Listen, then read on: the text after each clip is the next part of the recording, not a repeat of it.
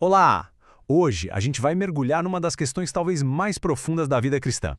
Como é que Deus nos guia de verdade no dia a dia? Vamos explorar a fundo essa ideia de uma liderança contínua interior do Espírito Santo. E tudo isso com um olhar especial da teologia wesleyana carismática. Pois é, essas perguntas não são pequenas, né? Elas estão bem no coração da jornada de fé de muita gente. Quem nunca se viu numa encruzilhada da vida, seja para uma decisão gigante ou uma coisa pequena e pensou, e agora? Para que lado eu vou? Como eu sei o que Deus quer? Vamos ver como isso funciona na prática.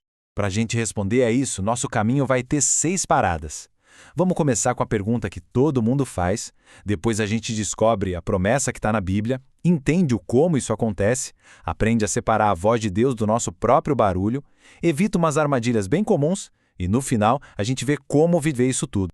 Então, vamos começar já quebrando um mito. A orientação do Espírito Santo não é tipo um raio que cai do céu só nos momentos de crise. É algo muito, mas muito mais profundo. É um processo contínuo, interno, uma realidade diária para quem crê. E é fundamental entender uma coisa. Essa ideia não é uma invenção recente, uma modinha teológica. Pelo contrário, é uma promessa central que está costurada no próprio tecido da Bíblia, só esperando para ser descoberta e vivida. E essa passagem em Romanos, nossa, ela é o alicerce de tudo. A conexão aqui é direta e muito poderosa. Ser guiado pelo Espírito não é um troféu para quem é super espiritual. Não, na verdade é uma marca de identidade. É a confirmação de que somos filhos de Deus. E não para por aí. O próprio Jesus fez essa promessa. O Espírito Santo tem um papel ativo como nosso guia. Ou seja, a gente não foi largado à deriva para tentar decifrar tudo sozinho. Ele nos conduz ativamente para a verdade de Deus em todas as áreas da vida. Então, o ponto crucial é este. A liderança do Espírito é para ser a experiência cristã normal.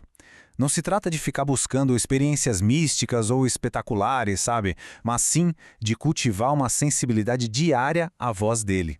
Agora, aqui entra uma perspectiva que eu acho genial, a do John Wesley. Ele traz um equilíbrio essencial. A orientação do Espírito não anula nossa mente, nem contradiz a Bíblia. Muito pelo contrário. Ele trabalha em perfeita harmonia com a nossa razão iluminada e com a verdade das Escrituras. Ok, a promessa está estabelecida, está clara, mas a grande questão é, como isso funciona na prática? Quais são as ferramentas que o Espírito Santo realmente usa para nos guiar no dia a dia? Pensa nisso como um sistema integrado. No centro de tudo está a palavra de Deus, o nosso mapa. A partir dela, o Espírito ilumina nossa mente, nossa consciência. Ele planta convicções firmes no nosso coração, concede sabedoria e usa a paz interior, ou a falta dela, como uma espécie de termômetro espiritual para nos direcionar. Essa passagem em Colossenses é fantástica.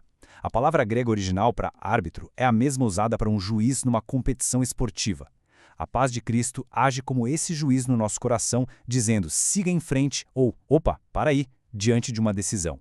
E aqui a gente chega a uma distinção crucial. A orientação do Espírito não é o controle de um mestre de marionete sobre um boneco, de jeito nenhum. É um processo de formação. Ele não nos força, ele educa o nosso coração. Ele nos molda e nos ensina a desejar o que ele deseja. Agora a gente entra num terreno que gera muita confusão. Como diferenciar um mover genuíno do espírito de um simples impulso emocional, um desejo pessoal, ou até mesmo da nossa ansiedade falando mais alto? A boa notícia é que a própria Bíblia nos dá o antídoto, a necessidade de discernimento. A gente não deve aceitar passivamente toda impressão ou sentimento que aparece. Somos chamados a testar, a provar de onde vêm essas direções. E como se faz esse teste? Bom, com um filtro de 4 perguntas essenciais. A direção que se está recebendo. Primeiro, ela glorifica a Cristo.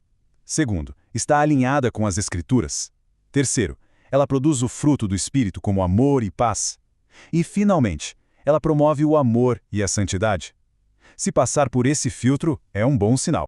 Com essa base bem sólida, vamos ver agora algumas armadilhas bem comuns nas quais as pessoas caem ao tentar seguir a direção de Deus e como a visão equilibrada de Wesley nos ajuda a não cair nelas. Isso aqui ilustra de forma brilhante a teologia wesleyana. A graça de Deus é cooperativa, ou seja, ele age em nós, trabalhando junto com a nossa vontade e as nossas faculdades, e não no lugar de nós, como se anulasse a nossa responsabilidade e as nossas escolhas. Essa citação do Wesley resume tudo perfeitamente. É uma parceria.